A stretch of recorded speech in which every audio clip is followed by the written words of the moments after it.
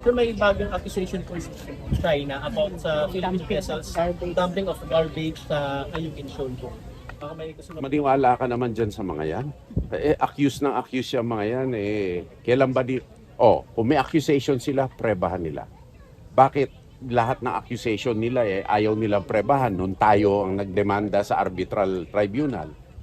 Magagaling lang yan sa ganyan. Pag oras na kailangan prebahan na nila sa isang patas na proceeding na sa ilalim ng international law, ayaw nila. Eh, sir, may pinupos po silang video with regards to that. Do you think it's fake?